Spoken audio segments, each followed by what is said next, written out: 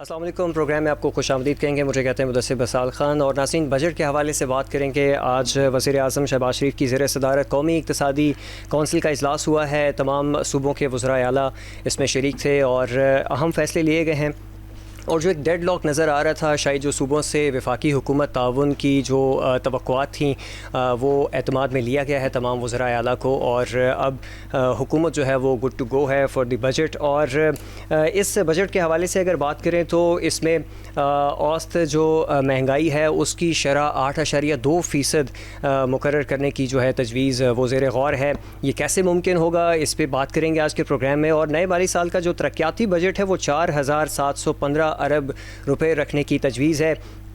اس کا استعمال کس طرح سے ہوگا اور اس کا اگر پازیٹیو استعمال کیا جائے تو کیا مثبت اثرات جو ہے وہ عام آدمی کی زندگی پہ آ سکتے ہیں، اس پہ بھی بات کریں گے. پروگرام میں ہمارے ساتھ موجود ہوں گے صالح محمد صاحب، آپ سینئر تجزیہ کار ہیں، اور ڈاکٹر کامران ستی صاحب ہوں گے ہمارے ساتھ، اور نواز رضا صاحب ہیں، اور اشرف شریف صاحب ہیں.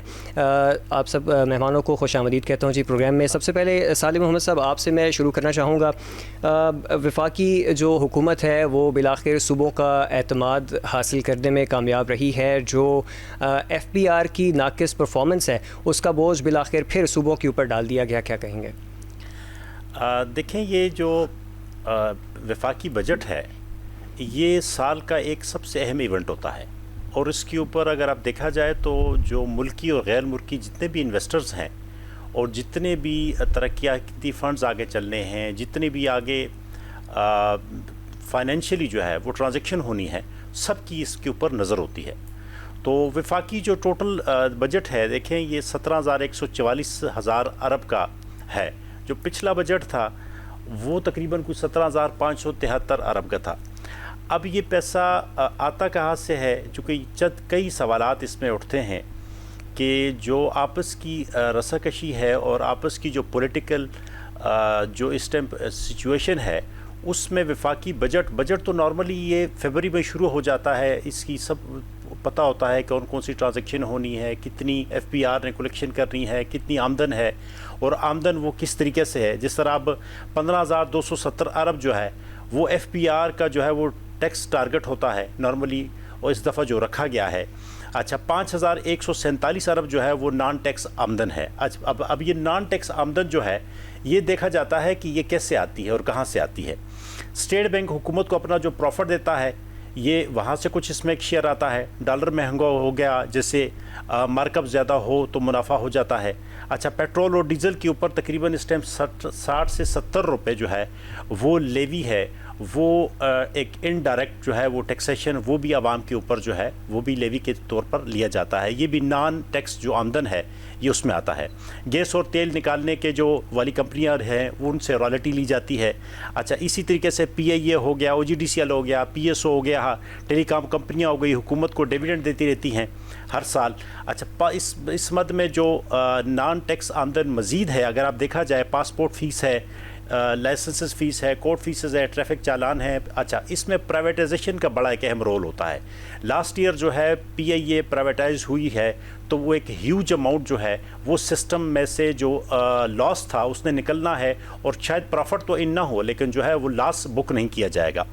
تو یعنی بہت ساری سرکاری جو کمپنیاں ہیں وہ بیچنے سے جو پیسہ آتا ہے وہ بھی نان ٹیکس آمدن میں شامل ہو جاتا ہے. اچھا، اس کے علاوہ دوست ممالک جو ہیں ان کی گرانٹس ہو گئی، ورلڈ بینک کی گرانٹس ہو گئی، وہ سسٹم انٹر ہوتی ہیں. اچھا، 3435 ارب جو قرضہ جات کی جو اقساط ہیں وہ سود اور بینک اور جو بینک ہولڈنگ ہے اس سے آ جاتا ہے. 87 ارب پرائیویٹائزیشن سے کام آتا ہے. صوبوں کا جو این ایف سی ایوارڈ کے مطابق حصہ نکال کر 11,072 ارب رہ جاتا ہے. جی، اب وفاق اس پیسے سے کرتا کیا ہے اور یہ کہاں کہاں خرچ کرتا ہے؟ اگر آپ دیکھا جائے سب سے بڑا جو خرچہ وفاق کا ہے وہ ہے 8,207 ارب روپے، جو قرضوں کی جو بیرونی ممالک آئی ایم ایف اور باقی جو قرضے ہیں اس کے سود کی مد میں اور ان کو جو ریٹرن کیا جاتا ہے وہ جاتا ہے. آپ یہ دیکھ لیں کہ یہ آلموسٹ جو ہے یہ 45% آف آل بجٹ جو ہے یہ کہ بہت بڑی اماؤنٹ جو ہے یہ ان کو دی جاتی ہے. کاش کہ یہ جو ہے یہ اماؤنٹ نہ ہوتی تو شاید پاکستان کسی اور جگہ پہ ہوتا اور بہت ہی سٹیبل ہوتا فائنینشلی، لیکن بہرحال یہ ایک بہت بڑا جو ہے یہ سود میں چلا جاتا ہے۔ اچھا 2665 ارب جو ہے وہ دفاع کے لیے رکھے جاتے ہیں، وہ بھی وفاق سے جاتے ہیں۔ 1928 ارب جو ہے صوبوں کے لیے جو ہے وہ ڈفرینٹ قسم کی گرانٹس دی جاتی ہیں۔ اچھا 1186 ارب کی جو ہے وہ مختلف سبسڈی ہے، جس طریقے سے آپ دیکھیں کہ آٹے میں سبسڈی ہے، جس طرح جی بی میں اور کشمیر میں سبسڈی دی جا رہی ہے، جس طریقے سے میٹرو جو یہاں ٹرین ہے، ایون یہاں پہ میٹرو بسز ہیں، اور بہت ساری بجلی میں جو 200 یونٹ تک جو ہے وہ سبسڈی دی جاتی ہے، یہ 1186 ارب روپے بنتی ہے۔ اچھا 1055 جو ارب جو ہے وہ پینشن کی مد میں چلا جاتا ہے۔ اچھا 971 ارب جو ہے یہ سول حکومت چلانے کے لیے کام آتا ہے۔ 132 ارب جو ہے ترقیاتی بجٹ کے لیے کام آتا ہے۔ کل جو کرنٹ اخراجات ہیں وہ 16,286 ارب روپے ہیں۔ آدھا بجٹ جو ہے سود میں نکل جاتا ہے۔ تو اب یہ دیکھنا یہ ہوگا کہ کیا ہمارے جو اس وقت اگر یہ دیکھا جائے تو پاکستان مسلم لیگ نون کا یہ 5واں بجٹ ہے کہ کیا وہ دیکھیں، آپ بات یہ ہے آگے بجٹ کے بعد جو ہے وہ الیکشن کی بھی تیاری ہونی ہے۔ 1-2 سال پہلے ہی الیکشن کی تیاریاں شروع ہو جاتی ہیں کہ عوام کو کس قدر جو ہے وہ ریلیف دیا جائے۔ یہاں مسائل یہ ہیں کہ ایک جو عام بندہ ہے، دیکھیں اب یہ اسٹریٹجی کو چینج کرنا پڑے گا۔ ہوتا کیا ہے کہ ایک جو عام بندہ ہے اس کی لائسنس کی فی اگر 6,000 روپے ہے، تو وہ جو گریڈ وائز کا بندہ ہے اور جو تقریباً یہاں کوئی ارب پتی ہے اس کے لیے بھی وہی 6,000 روپیہ ہے۔ یہ آپ کو کم از کم اس کو اپ اینڈ ڈاؤن کرنا پڑے گا۔ اچھا اسی لیے اگر وہ میٹرو کے اوپر ایک عام جو ہے وہ 550 سی سی کی گاڑی جا رہی ہے، اس کے لیے بھی موٹر وے کے اوپر وہی فیس ہے، لیکن جو ایک اس کے اوپر بڑی گاڑی کے اوپر جا رہا ہے، لینڈ کروزر 4 کروڑ یا 8 یا 12 کروڑ روپے کی لینڈ کروزر کے اوپر جا رہا ہے، وہ بھی اتنا ہی پے کر رہا ہے۔ اچھا پیٹرول جو ہے میرے لیے بھی قیمت وہی ہے، ٹھیک ہے، اور ایک کھرب پتی جو ہے اس کے لیے بھی قیمت وہی ہے۔ تو یہ ڈیفرینشیٹ کرنا پڑے گا۔ تقریباً ہمیں سکھ کا سانس لینے کے لیے تقریباً کوئی 10 کروڑ عوام جو ہیں اس وقت، ان کے لیے اسٹریٹجی کو چینج کرنا پڑے گا۔ یہ چاہے ہم IMF کے تھرو کریں یا اپنے طور پر کریں، وہ اسی لیے کہ ان لوگوں کے چیخ و پکار جو ہے اور جس قدر وہ اس ٹائم مسائل کا شکار ہیں اور دن بدن ہوتے جا رہے ہیں، یہ بجٹ جیسے بھی ہو ان کے لیے یہ ضرور ان کا خیال رکھنا پڑے گا۔ اب یہ جس میں اس ٹائم جو دیکھیں نا، بات یہ ہے کہ یہ ایک تو بے نظیر انکم سپورٹس پروگرام جو ہے اس کے اوپر بات چیت چل رہی ہے کہ جی وہ صوبوں میں تقسیم کر دیا جائے، وہ فیڈرل کیوں دے، لیکن ان کو یہ خدشہ ہے کہ شاید اس کا نام جو ہے وہ اپنے لیڈران کے نام کے اوپر رکھ لیں گے۔ ایک تو یہ مسائل یہاں پہ کھڑے ہیں جس کی وجہ سے بجٹ بھی ڈیلے ہوا اور جس کی وجہ سے بجٹ نہیں ہو پایا۔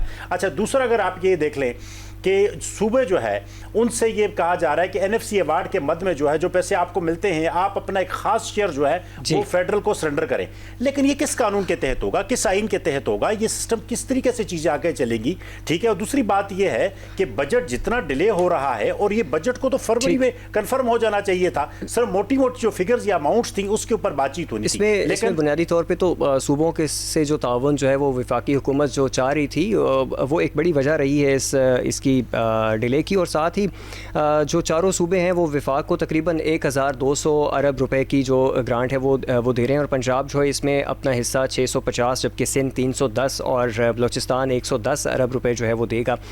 یہ تمام تر چیزیں تو ایک طرف ہیں، ساتھ ہی ساتھ جس طرح آپ نے بات کی کہ جو امیر طبقہ ہے اس سے ٹیکس کی جو شرح ہے وہ مختلف ہونی چاہیے بنسبت اس کے کہ جو ایک عام متوسط عام دہاڑی دار جو ہے اس کو جس پرائز کے اوپر جو ضروریات زندگی ملتی ہے اس کی نسبت، اس حوالے سے بھی کچھ تجاویز جو ہے وہ زیر غور ہیں۔ میں آگے بڑھوں گا ڈاکٹر کامران ستی صاحب، آپ کی جانب تنخواہ دار طبقے کے لیے ریلیف جو ہے وہ حکومت کیسے دے پائے گی جب آپ کے بجٹ کا جو اراؤنڈ 45% ہے وہ قرضوں کی ہی ادائیگی میں نکل جائے گا، تو کتنی گنجائش رہ جاتی ہے حکومت کے پاس کہ وہ عام آدمی کے لیے بھی کچھ بہتر کر پائے؟ دیکھیں کہ بجٹ جب بنتا ہے تو آپ کی فسکل پالیسی جب ترتیب دی جاتی ہے، مانیٹری پالیسی ترتیب دی جاتی ہے، تو دیکھا یہ جاتا ہے کہ آپ کے ملک میں رہنے والا 98-99% جو طبقہ ہے، جو ورکنگ کلاس ہے، جو محنت کش ہیں، ان کے لیے آپ اپنے بجٹ میں کیا رکھ رہے ہیں۔ اس کا تعلق ہوتا ہے جو رولنگ پارٹی ہوتی ہے اس کی ترجیحات کے ساتھ۔ ڈاکٹر صاحب مائک کے قریب ہو جائے گا۔ جی تو اس کا تعلق ہوتا ہے ترجیحات کے ساتھ کہ جو رولنگ پارٹی ہے اس کی ترجیحات کیا ہے۔ ہمیں یہ لگتا ہے کہ جو رولنگ پارٹی ہے ان کی ترجیحات یہی ہوتی ہے کہ جیسے صالح صاحب نے کہا کہ ہونا چاہیے کہ پروگریسو ٹیکسز پوری دنیا میں نافذ ہوتے ہیں. کہ پروگریسو ٹیکس کا مطلب یہ ہوتا ہے کہ کم آمدنی والے پہ کم ٹیکس ہو, اور جتنی کسی کی آمدنی زیادہ ہوتی ہے, پروفٹ زیادہ ہوتا ہے کاروبار میں, اس کا ٹیکس اسی تناسب سے بڑھتا جاتا ہے. آپ یہاں باہر ہوٹل پہ جائیں, ہوٹل پہ جا کے کھانا کھائیں اور کھانے کا ریٹ چیک کریں, اور آپ پارلیمنٹ ہاؤس میں جا کے کھانا کھائیں, وہاں پہ ریٹ چیک کریں, تو آپ یہ سوچیں گے کہ ہم ایسے ملک میں ہیں جہاں پہ کھانا مفت ملتا ہے. جی. حالانکہ یہی ہونا چاہیے کہ جو بندہ زیادہ انکم والا ہے, جو زیادہ بیئر کر سکتا ہے, اس کے اوپر آپ کاسٹ زیادہ کریں. تو پاکستان کا جو ٹیکس کا سسٹم ہے اس میں سب سے بڑا فلا یہ ہے کہ جب بھی بجٹ بنتا ہے تو پروگریسو ٹیکس نہیں لگائے جاتے, انڈائریکٹ ٹیکس لگائے جاتے ہیں. انڈائریکٹ ٹیکس میں تمام لوگوں کے اوپر برابر ٹیکس لگتا ہے, ایک ماچس سے لے کے آپ جو کچھ چیزیں کھاتے ہیں پیتے ہیں. اب تو اسٹیشنری آئٹم جو ہیں, کتابیں ہیں اور پنسل اور ربر اور شارپنر, اس کے اوپر بھی اتنا زیادہ ٹیکس سننے میں آ رہا ہے کہ حکومت لگا رہی ہے. تو اس سے پڑھائی کتنی دور چلی جائے گی, اور غریب طبقہ جو ہے وہ پہلے ہی کتنے کاسمیٹکس اور بیوٹی پروڈکٹس بہرحال سستے کیے جا رہے ہیں. جی, کاسمیٹکس اور بیوٹی پروڈکٹس جو ہے نا وہ سستے کیے جا رہے ہیں, اور جن پروڈکٹس کا تعلق انسان کی بنیادی ضروریات کے ساتھ ہے وہ انسان کی ریچ سے دور کیے جا رہے ہیں. یہ بہت بڑا فلا ہے. دوسرا بڑا پرابلم یہ ہے کہ جو 18ویں ترمیم ہے, تو 18ویں ترمیم کو لانے کا مین مقصد ہی یہ تھا کہ جو NFC ایوارڈ کے تحت صوبوں کو شیئر ملتا ہے, تو ہر آنے والے سال میں پچھلے سال کے مقابلے میں زیادہ شیئر ان کو دیا جائے.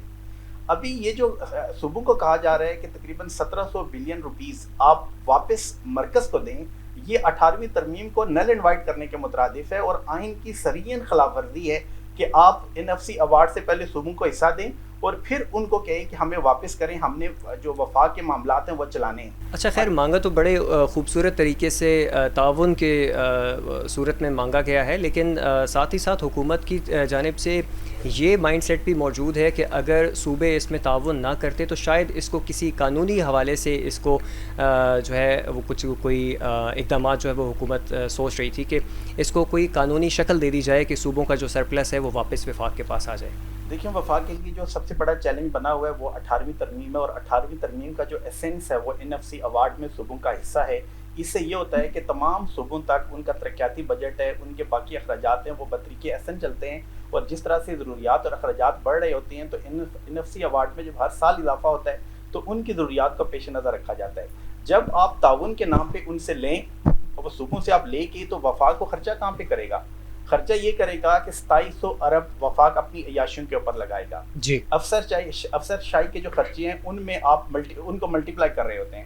جب آپ بجٹ بنا رہے ہوتے ہیں تو اس بات کے اوپر ڈسکشن ہو رہی ہوتی ہے کہ ایک وہ بندہ کہ جو 50-60 ہزار 70 ہزار لاکھ روپیہ تنخواہ لے رہا ہے, اس تنخواہ میں 5%, 6%, 7% اضافہ کیا جائے, زیادہ سے زیادہ 10% اضافہ کیا جائے. اور اس میں آپ کہتے ہیں کہ IMF نہیں مانتا کہ ان غریب لوگوں کے جو پینشنز ہیں اور سیلریز ہیں ان میں اضافہ کیا جائے, لیکن اسی اسمبلی میں بیٹھ کے تو آپ جو اشرافیہ ہے, اس جو چیئرمین سینٹ ہے, نیشنل اسمبلی کے اسپیکر ہیں, پارلیمنٹیرینز ہیں, ان کی تنخواہ میں یک جنبش قلم آپ 600% اور 1000% اضافہ کر دیتے ہیں. تو اس سے لگتا یہ ہے کہ جو تنخواہ دار طبقہ ہے 38% وہ ٹیکس دے رہا ہے.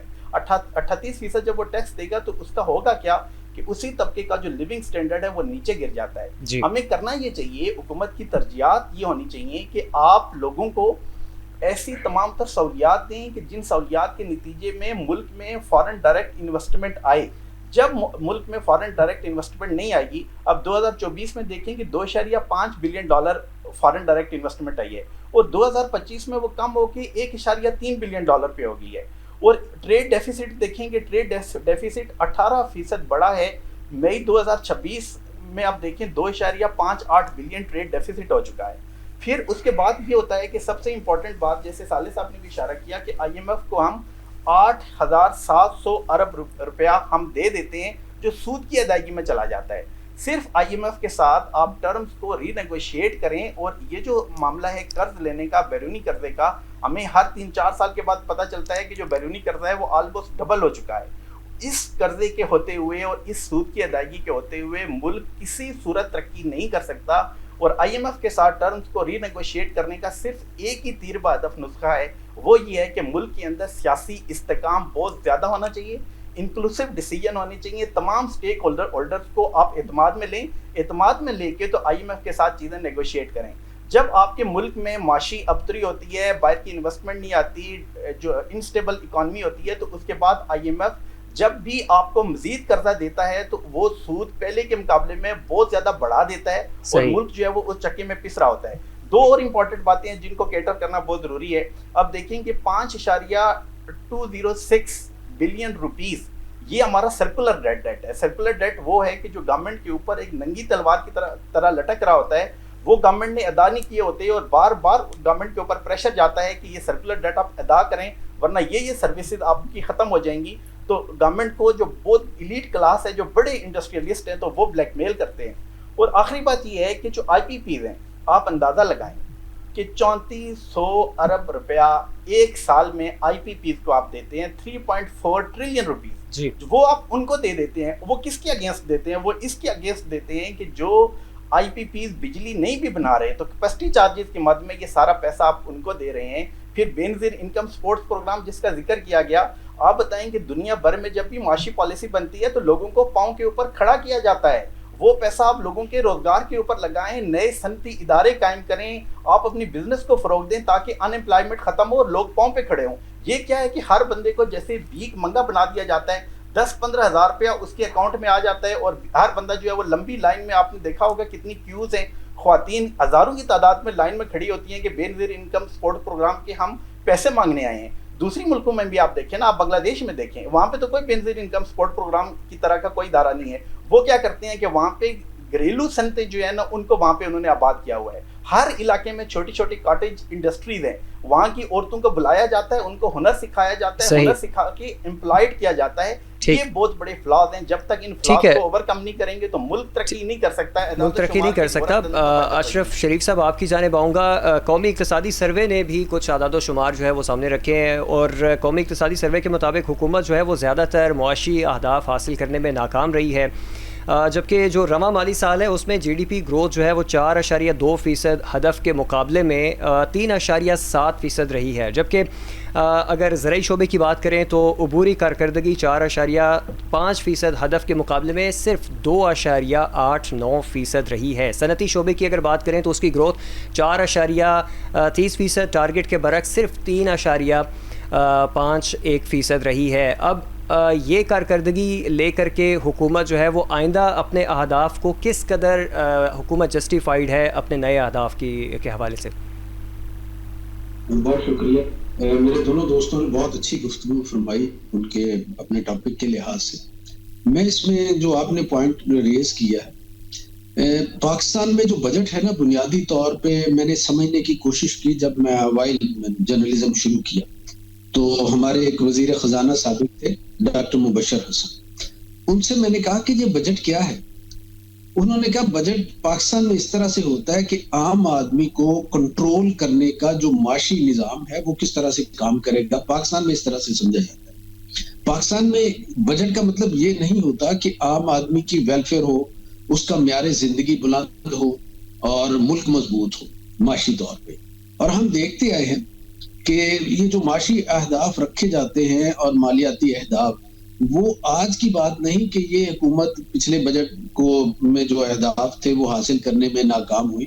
ہم یہ ہر بار دیکھتے ہیں اور اس کی وجہ یہی ہے کہ یہ بجٹ بناتے وقت ہمیں ایک خیالی دنیا دکھائی جاتی ہے جبکہ فیکچوئل صورتحال کچھ اور ہوتی ہے. عملی طور پہ چیزیں کسی اور سمت بڑھ رہی ہوتی ہیں. اب بجٹ پہ جتنی مشاورت ان دنوں ہوئی, پہلی تو بات ہے کہ یہ مشاورت کا عمل جو ہے اس میں تاجر شامل ہونے چاہیے تھے, صنعت کار شامل ہونے چاہیے تھے, عام آدمی کے سٹیکس ہیں ان کو کہیں نہ کہیں ساتھ شامل کرنا چاہیے تھا مشاورت میں. پھر ہمیں دکھائی دینا چاہیے تھا کہ ہماری پارلیمنٹ کے اندر جو فاضل ارکان بیٹھے ہوئے ہیں کیا ان کی ایسی اہلیت اور صلاحیت ہے کہ وہ بجٹ کے امور پر سیریس گفتگو کر سکیں. ہم پچھلے عرصے سے دیکھ رہے ہیں کہ ایسی بریڈ ہی سیاستدانوں کی اب کم ہوتی جا رہی ہے جو اس پہ بات کرے. نواز رضا صاحب سینئر جرنلسٹ ہیں, انہوں نے تو بہت ایسے دیکھے ہوں گے اجلاس جس میں بہت اچھی گفتگو ہوتی رہی اس پہ بجٹ پہ, لیکن اب پچھلے کچھ سال سے ہم دیکھ رہے ہیں کہ بجٹ کے اوپر سیریس گفتگو کرنے والے لوگ نہیں ہیں پارلیمنٹ کے اندر بھی. اب یہ جو ابھی ان دنوں ہم مشاورت دیکھ رہے ہیں, پہلے تو صدر اور وزیر اعظم کے درمیان مشاورت ہوئی اور پھر اس میں مبارکباد دی گئی گلگت بلتستان کے الیکشنز کے حوالے سے. اس میں بتایا یہ گیا کہ بجٹ پہ بھی مشاورت ہوئی. پھر ہم نے دیکھا کہ قومی اقتصادی کونسل کا اجلاس ہوا. اب اس اجلاس کے اندر کیا ہوا, اس میں بھی کوئی عام آدمی زیر بحث نہیں آیا. زیر بحث آتا ہے آئی ایم ایف اور ورلڈ بینک کے قرضے, ٹیکس اہداف بڑھانے کی تجاویز, اور پھر اس میں کہیں نہ کہیں یہی ہمیں دکھائی دیتا ہے کہ جتنے بجلی کے میٹرز ہیں, جتنے گیس کے میٹرز ہیں, ان پہ ٹیکس بڑھا دیا جائے گا. پیٹرولیم پہ جو لیوی ہے پر لیٹر وہ بڑھا دی جائے گی. یہ ہے ہمارا ٹیکس کلیکشن کا ویژن ابھی تک. یعنی ہم جتنے مرضی اچھی باتیں کر رہے ہیں, پڑھے لکھے لوگوں سے ہم نئی تجاویز بھی لے لیں, لیکن پریکٹیکلی جو کچھ ہو رہا ہے وہ اسی دائرے کے اندر ہو رہا ہے. اب یہ بجٹ جو ہے, اس میں جو خاصیت ہے جس پہ یہ بات ہونی چاہیے یا ہو رہی ہے, وہ یہ ہے کہ مرکز ایک دفعہ پھر اپنے مالیاتی اختیارات بڑھانا چاہتا ہے. مرکز صوبوں کے جو فنڈز دیے جا رہے تھے 18ویں ترمیم کے حوالے سے, ان کو واپس لے کے اپنی طاقت بڑھائے گا. اچھا, یہ مرکز اب اپنی طاقت بڑھائے گا تو کیوں بڑھائے گا جی؟ اس لیے کہ ہمارا جو فیصلے کرنے کی جو صلاحیت ہے یہ ایک دفعہ پہ مرکز کے پاس جا رہی ہے. جو ہم کہتے ہیں کہ نچلی سطح پہ اختیارات منتقل ہوں گے, یعنی مرکز سے صوبوں کو اور صوبوں سے پھر آگے ڈسٹرکٹس کو, ڈسٹرکٹ سے پھر آگے ٹاؤنز کو, تو وہ عمل ریورس ہو گیا. اور یہ ریورس ہونا بتاتا ہے کہ عام آدمی کا اختیار سے ہم نے جو امیدیں لگا لی تھی وہ واپس ہو رہی ہیں. یعنی عام آدمی کو با اختیار نہیں کیا جا رہا. تو یہ ایک تو عمل آئے گا. پھر اس پہ این ایف سی کے حوالے سے بھی بات ظاہر ہے وہ اس پہ ڈسکس ہوگی, اور اس میں شنید یہ ہے کہ ایک دفعہ پھر وہ جو فارمولہ ہے نا آبادی کا, اس میں 2-3 فارمولے ہمیشہ این ایف سی کے حوالے سے وہ رہتے ہیں کہ جناب آبادی کے لحاظ سے وزن دیا جائے فنڈز کی تقسیم کو, یا پھر علاقے کی بنیاد کو مضبوط سمجھا جائے, یا پھر ریونیو کلیکشن کی بنیاد پہ فنڈز جو ہیں وہ ڈسٹریبیوٹ ہوں. تو اس دفعہ بھی ہمیں یہ دکھائی دے رہا ہے کہ آبادی کے لحاظ سے جو فنڈز کی ڈسٹریبیوشن ہے اس کو اہمیت دی جائے گی. تو ظاہر ہے باقی جو صوبے ہیں, جو چھوٹے صوبے ہیں, ان کے کچھ تحفظات اس پہ ہو سکتے ہیں. تو بجٹ کے حوالے سے بہت سی ایسی چیزیں ہیں کہ جو ہمیں بار بار شکایات ہمارے تو یہی ہوتی ہیں کہ عام آدمی کا معیار زندگی بلند ہو. لیکن اگر یہ فنڈز دوبارہ مرکز کے پاس جاتے ہیں تو ظاہر ہے ایک تو قرضوں کی جو ہے اس میں زیادہ جائیں گے یہ, اور پھر وہ جو نیچ کاری ہو رہی ہے جس کی طرف شاید صالح صاحب نے بھی اشارہ کیا ہے, بلکہ کافی کھل کے بات کی ہے, وہ جو نیچ کاری کی رقم ہے وہ بھی قرضوں میں جائے گی. اور یہ ہو کیوں رہا ہے؟ یہ ہو اس وجہ سے رہا ہے کہ ہم جو بیرونی قرضے لیتے ہیں ان کا استعمال پیداواری منصوبوں پہ نہیں کرتے, غیر پیداواری منصوبوں پہ کرتے ہیں, اور پھر ان منصوبوں کو چلانے کے لیے مزید قرض لیتے ہیں. اگر ہم اس قرض کی رقم سے, ہر ملک جو ہے دنیا میں وہ قرض لیتا ہے اپنی معیشت کو آگے بڑھانے کے لیے, جیسے ہم اپنے گھر کے کو چلانے کے لیے بعض اوقات ہمیں ضرورت پڑ سکتی ہے, لیکن اگر ہم اپنے گھر کو چلانے کے لیے کوئی اچھا ٹی وی لے لیں, بڑا ٹی وی لے لیں, اور پھر تعیشات خریدنا شروع کر دیں جن کی بلنگ کے اوپر یا بجلی کی کنزمپشن اور پھر ان کی مرمت پہ مزید اخراجات ہوں گے, تو ہمیں کون رہے گا کہ عقل مند ہو؟ ہم پہلے اپنے ذرائع پیداوار اور ذرائع آمدن بڑھائیں گے. اسی طرح سے ملک بھی ہوتا ہے کہ ملک باہر سے قرضے لیتا ہے اور اپنی آمدن کے ذرائع بڑھاتا ہے, اپنی ایگریکلچر جو ہے اس کی پر ییلڈ جو ہے وہ اضافہ کرتا ہے, پر ایکڑ ییلڈ جو ہے. اسی طرح سے اپنی انڈسٹری کی ایسی پروڈکشن کرتا ہے کہ اس کی ایکسپورٹس بڑھے, اس کے لوگوں کو روزگار ملے. یہ کیٹر کیا جاتا ہے سارا کچھ, اور ان شعبوں پہ توجہ دی جاتی ہے جو ویلتھ جنریشن کے لیے فوری طور پہ آپ کے معاون ہوں ثابت. یہاں پہ ان سب کو نظر انداز کر دیا جاتا ہے, اور فیصلے مالی فیصلے ہوتے ہیں لیکن کیے وہ سیاسی بنیاد پہ جاتے ہیں. اتحادی بیٹھ جاتے ہیں اور وہ پھر دیکھتے ہیں کہ بے نظیر انکم پروگرام جو ہے نا یہ ضرور جاری رہنا چاہیے, اور اگر یہ پروگرام ختم ہوا تو ہم بجٹ میں آپ کی حمایت نہیں کریں گے.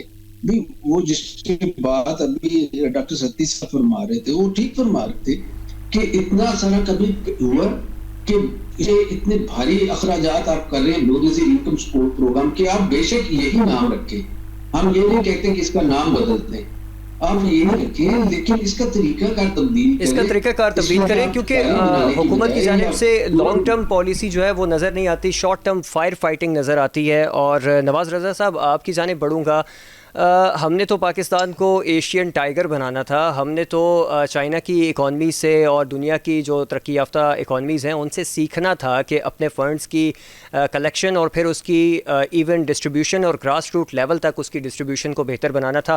فار ایگزامپل اگر بات کی جائے تو جو ترقیاتی بجٹ ہے اب وہ اس کا ٹارگیٹ رکھا جا رہا ہے تقریباً 4715 ارب روپے. اگر آپ اس کو جو ملک کا سب سے چھوٹا ایڈمنسٹریٹو یونٹ ہوتا ہے ڈسٹرکٹ کے حساب سے بھی دیکھیں تو تقریباً 169 ضلع ہیں پاکستان کے, اور اس کو اگر تقسیم کریں تو ہر ضلع کے حصے میں تقریباً 27 سے 28 ارب روپے سالانہ آتے ہیں.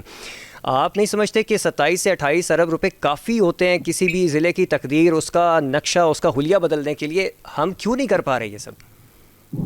دیکھیں, اگر کسی ایک ضلع میں 5-7 فلائی اوور انٹرچینج بنا دیے جائیں تو پیسے تو وہیں ختم ہو جاتے ہیں, اور جب آمدنی کوئی نہ ہو جی, اور پھر ہر پیسے کے لیے آپ صوبے کی اگر مالیات ہے اس کی طرف دیکھتے ہیں یا پھر وفاق کی طرف دیکھتے ہیں.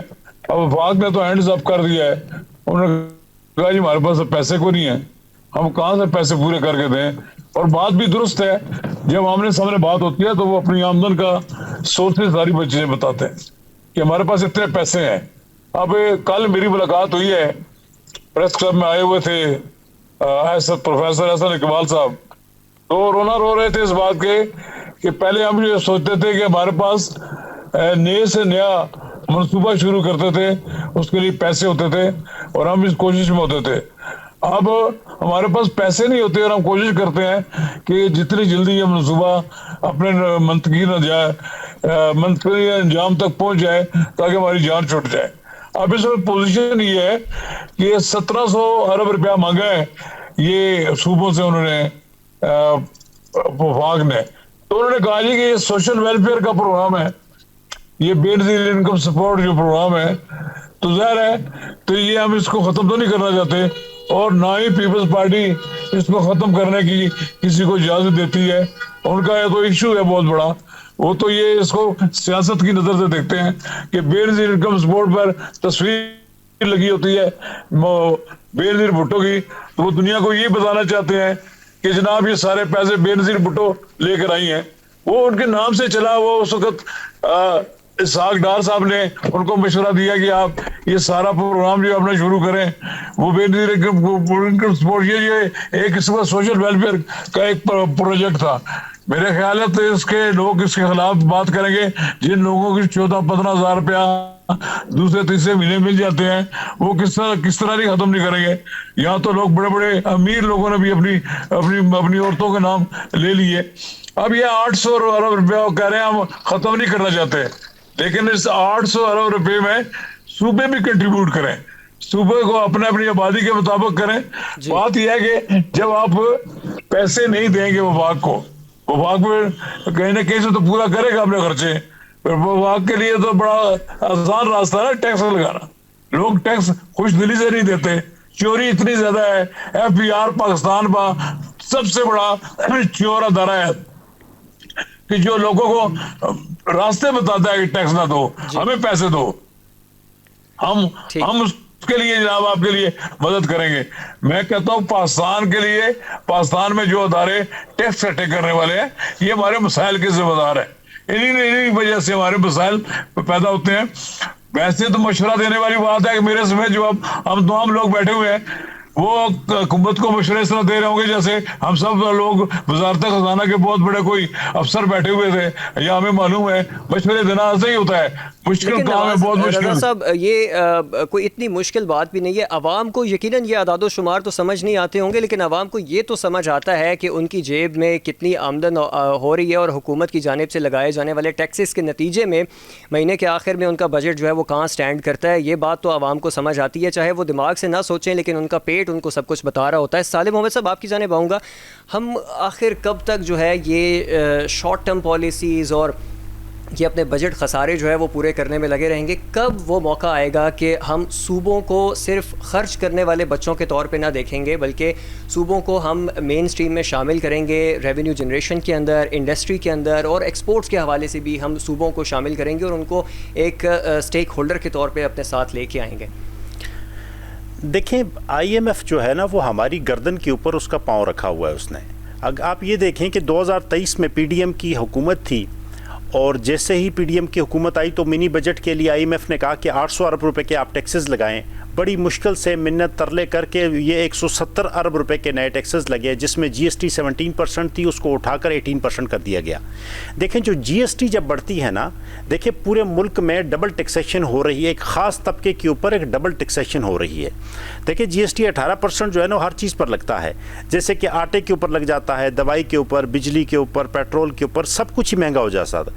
اچھا GST بڑھانے کی بجائے اگر لیکیجز کو پکڑا جائے نا کہ کہاں کہاں پہ لیکیجز ہیں, پوائنٹ آف سیل جو ہے کن کن جگہوں پر ہے, کن کن جگہوں پر نہیں ہے, پھر FPR جس طرح نواز رضا صاحب نے کہا کہ FPR کے اندر جو ہے وہ اس طریقے کے ڈفرینٹ قسم کا ایک میکینزم ہے. وہ جو بڑے لوگ ہوتے ہیں وہ چارٹرڈ اکاؤنٹنٹس کے تھرو اور بڑے بڑے اداروں کے تھرو جو ہے وہ اپنے ٹیکسیشن جو ہے نا اس کے معاف کروا لیتے ہیں اور اس کے ایکسپینس اور پروفٹ کو جو ہے وہ مکس کر دیتے ہیں ڈفرینٹ طریقہ کار کے مطابق. تو جس کی وجہ سے جو ہے وہ ٹیکس جو ہے حکومت پاکستان تک پہنچ نہیں پاتا, جبکہ غریب بندہ جو ہے یہ کام کر نہیں سکتا. اسی لیے کہ آپ نے ایک موٹر سائیکل والا ہے وہ مہینے کا 10,000 روپے موٹر سائیکل میں پیٹرول ڈلوا رہا ہے, تو اس نے اگر اور کچھ بھی ٹیکس نہیں دیا لیکن پیٹرول کے لیوی قیمت میں تقریباً کوئی 1,500 روپے یا 1,800 روپے تو اس نے لیوی قیمت میں دے دیا, اس سے تو آپ نے زبردستی اٹھا لیا ہے. اسی طریقے سے جو سرکاری ملازمین ہے ان کا تو ٹیکس جو ہے وہ آلریڈی وہ کٹ کے آ چکا ہوتا ہے, ان کے تو اختیار میں کچھ نہیں ہے. اس کے علاوہ جو 2 کروڑ ملازم پاکستان کے اندر موجود ہے جن کی سیلری ہے ڈکلیئرڈ سیلری ہے, وہ بھی ان کے اوپر جو ہے وہ بھی دے دیتے ہیں. ایک خاص طبقہ ہے جس میں دیکھیں بڑا انڈسٹریلسٹ ہے, جس میں بڑی جس طرح IPPs کا ذکر انہوں نے کیا, بہت سارے ایسے ادارے ہیں جن کو آپ کو اس وقت جو ہے وہ اس کو کلوز کرنا پڑے گا. اور جس طرح IPPs کی اس ٹائم میں یہ سمجھتا ہوں کہ بالکل ملک کو ضرورت نہیں ہے. یہ جو 3400 ارب روپیہ فری آف کاسٹ جو ہے ان کو جا رہا ہے, ایٹ ونس آپ کو یہ فیصلہ کرنا پڑے گا. سپریم کورٹ آف پاکستان موجود ہے اس کام کے لیے, اس میں لے جا کر آپ کو اس ہر ایگریمنٹ کا ایک ایگزٹ پوائنٹ ہوتا ہے اور ایگزٹ کلاز ہوتی ہے.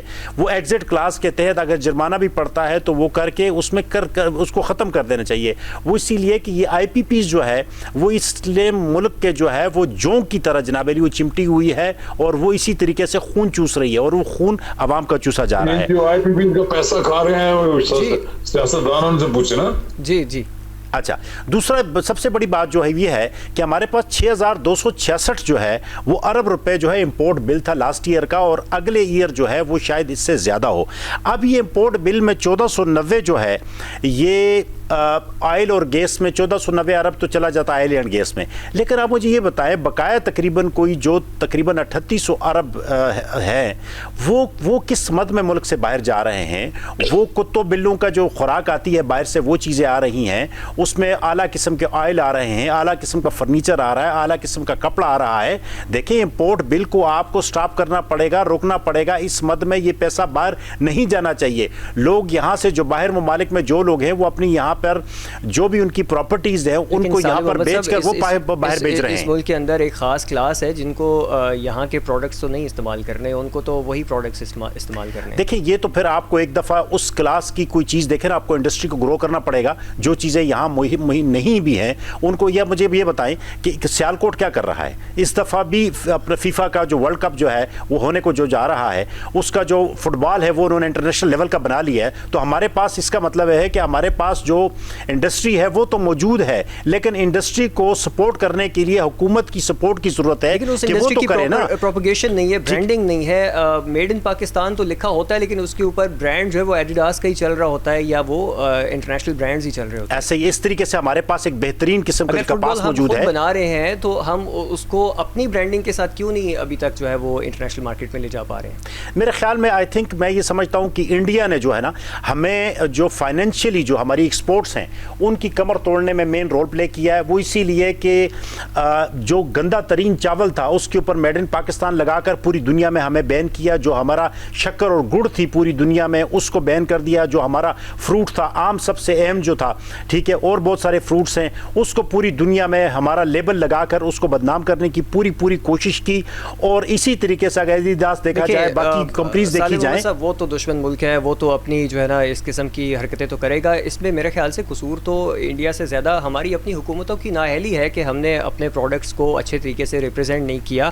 آپ کی جانب آؤں گا ڈاکٹر کامران ستی صاحب. جو بات ہوتی ہے جب بھی اپنے جو وسائل ہیں ان کی مینجمنٹ کے حوالے سے اور اپنے اخراجات اور وسائل کو بیلنس کرنے کے حوالے سے، آپ نہیں سمجھتے کہ حکومت جو ہے وہ جیسے ہی آئی ایم ایف جو ہے وہ ٹیکس میں اضافے کا کہتی ہے تو حکومت کے ہاتھ پاؤں پھول جاتے ہیں، اور جب انتخابات میں آنے کی بات ہوتی ہے تو انتخابات سے پہلے تمام سیاسی جماعتوں کی اگر بات کی جائے تو لمبے چوڑے دعوے اور نعرے ہوتے ہیں کہ ہم ملک کو جو ہے وہ ایشین ٹائیگر بنائیں گے، ہم ملک کی اکانومی بہتر کریں گے.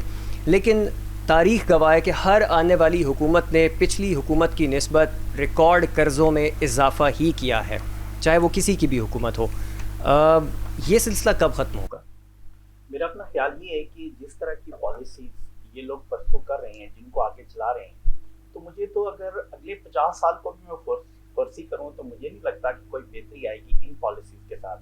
اگر آپ بہتری لانا چاہتے ہیں تو پورا اپنا جو فائنانشیل سیٹ اپ ہے، اکنامک سسٹم ہے، اس کو اوور ہال کرنے کی ضرورت ہے. جی، عجیب بات ہے کہ پاکستان میں جب کبھی بھی بجٹ کی بات ہوتی ہے، حکومتی ایوانوں کے اوپر ڈسکشن ہوتی ہے، ڈیبیٹ ہوتی ہے فیصلہ کرنے سے پہلے، تو اس میں اگر اس ایکویشن میں ایک ڈٹرمیننٹ جو ہمیشہ مسنگ ہوتا ہے وہ ایک عام آدمی ہے، وہ دیہڑی دار مزدور ہے، وہ کارخانے میں کام کرنے والا بندہ ہے، وہ کسان ہے، وہ باقی واکس آف لائف میں جو محنت کش ہیں، وہ ان لوگوں کو اس ایکویشن سے مائنس کیا جاتا ہے. ساری ڈیبیٹ ڈسکشن جو ایلیٹ کلاس ہے، جو انڈسٹریلسٹ ہیں، ان کے اوپر ہوتی ہے. میں یہاں پہ ایک چھوٹی سی آپ کو مثال دینا چاہتا ہوں کہ جب پچھلی دفعہ یہ بجٹ جب پیش کیا گیا تو ہمارے وزیر خزانہ جو ابھی ہیں یہی تھے، تو انہوں نے اعلان کیا کہ جو بنیادی انکم ہے کم سے کم وہ 37,000 روپیہ تھی، تو ہم نے تجویز دی کہ اس کو 45,000 روپیہ کر دیا جائے.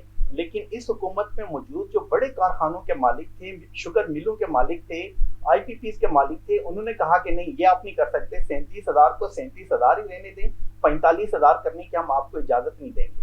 جب ملک کی باغ ڈور جو بڑے کارٹلز ہیں، مونوپولسٹ ہیں، یا یہ لوگ جب چلا رہے ہوتے ہیں تو اس میں عام بندہ جو ہوتا ہے نا وہ مسنگ ہے. جی، اس میں ایک بڑی امپورٹنٹ بات ہے، آپ یہ کہہ رہے ہیں کہ ہم اس کو کیسے امپروو کر سکتے ہیں، تو یہ امپروو کرنا یہ کوئی راکٹ سائنس نہیں ہے کہ یہ لوگ آ کے منہ ٹیڑھا کر کر کے تو اعداد و شمار کا جو گورکھ دندہ ہمیں بتاتے ہیں، ان میں کوئی مشکل کام نہیں ہے.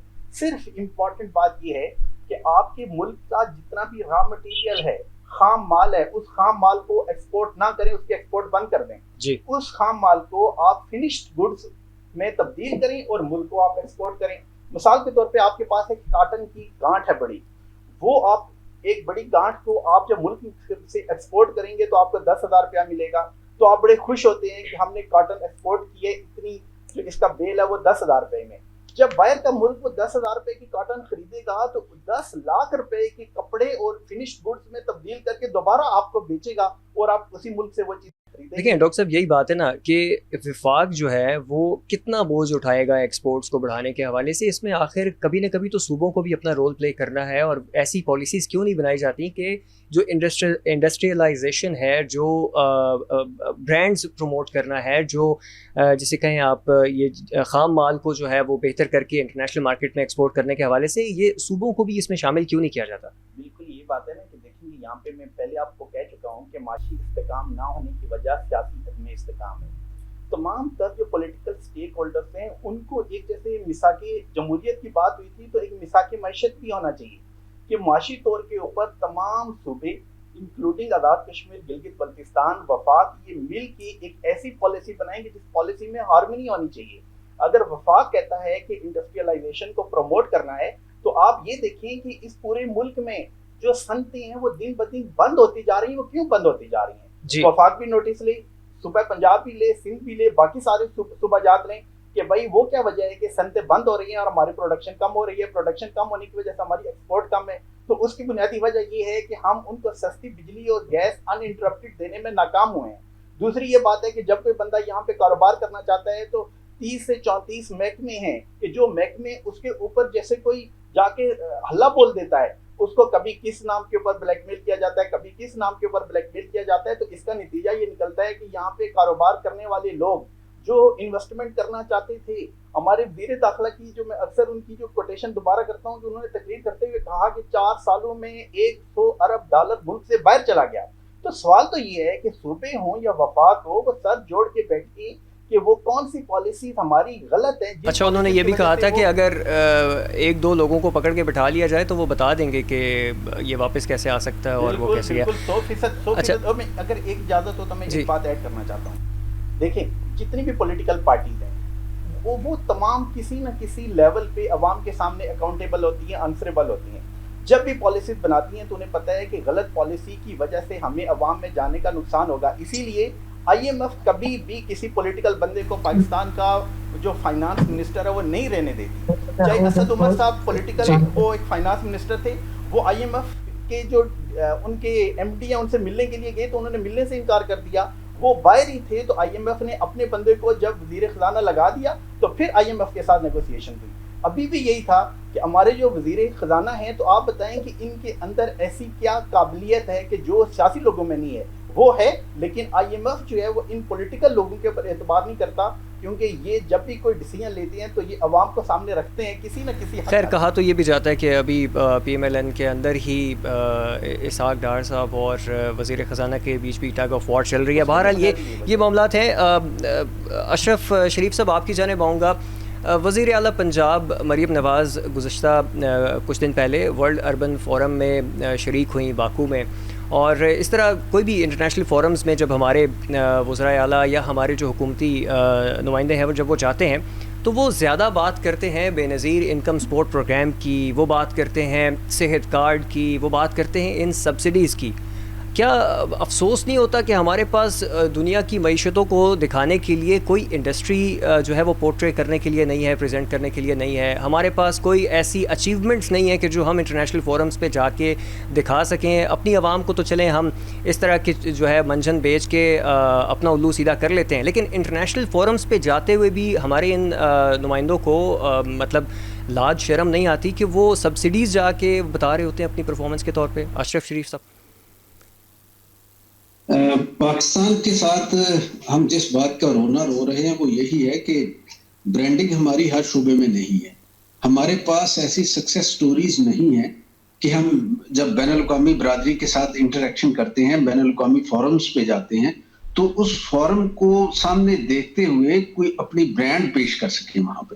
اگر مثلا مجھے یاد ہے کہ بینظیر بھٹو جو ہیں وہ افریقن یونین کے اجتماعات میں اور کانفرنسز میں بھی جاتی تھی, سوشلسٹ کانفرنسز میں جاتی تھی, تھرڈ ورلڈ کانفرنسز میں جاتی تھی, اور پھر وہ بیک وقت مغربی ممالک کی جو سرمایہ دارانہ نظام سے متعلق فورمز تھے وہاں پہ بھی جاتی تھی.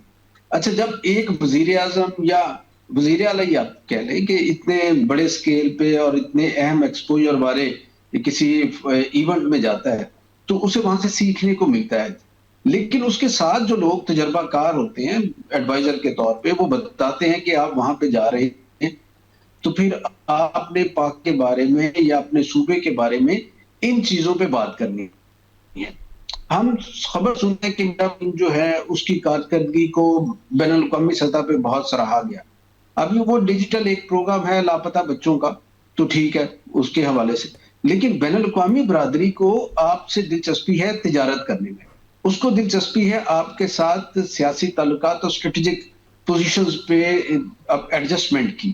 تو اس حوالے سے ہمارا کوئی بھی جو یہاں پہ فنکشنری جائے گا, گورنمنٹ کا اعلیٰ عہدیدار جائے گا, تو اسے میرے خیال بنیادی طور پہ یہ ذہن میں رکھ کے جانا پڑے گا کہ دنیا کن تبدیلیوں میں سے گزر رہی ہے اور نئے کرائسس جو ہیں وہ کیا نئے مواقع پیدا کر رہے ہیں. ہمارے خطے کے اندر اگر کرائسس اس وقت ہمیں دکھائی دے رہے ہیں, انرجی کا کرائسس ہیں, ایران اور امریکہ کی جنگ نے کئی طرح کے بحران پیدا کیے ہیں, تو کرائسس جب بھی آتے ہیں وہ ساتھ مواقع بھی لے کے آتے ہیں. تو ہم نے وہ مواقع کتنے آئیڈینٹیفائی کیے ہیں اور اس کے لیے کتنی مارکیٹنگ کی ہے. اگر دیکھا جائے نا تو یہ سیاسی جو لوگ یا منتخب لوگ ہوتے ہیں یہ اصل میں مارکیٹنگ ٹیم ہوتی ہے کسی ملک کی.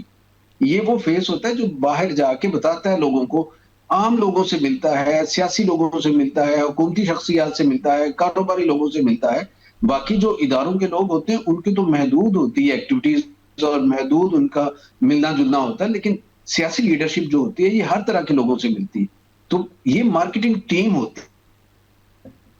जी अच्छा, नवाज़ रज़ा साहब आपकी जानिब आऊँगा। जब बात की जाती है टैक्स कलेक्शन के हवाले से, तो टैक्स कलेक्शन छोड़ के टैक्स नेट बढ़ाने के पीछे जो है वो हुकूमत पड़ जाती है, और अब भी एक 25,000 रुपये पर जो है वो दुकानदार ये टैक्स जो है वो इम्पोज़ करने की कोशिशें जारी हैं, जिसे फ़िक्स टैक्स स्कीम का नाम दिया जा रहा है। इस हवाले से तजावीज़ ज़ेर गौर हैं, और क्या वजह है कि जो टैक्स कलेक्शन है हम उसको बेहतर करने की बजाय टैक्स नेट बढ़ाने की तरफ और मज़ीद टैक्स और फिर मज़ीद टैक्स लगाने की जाने बढ़ जाते हैं?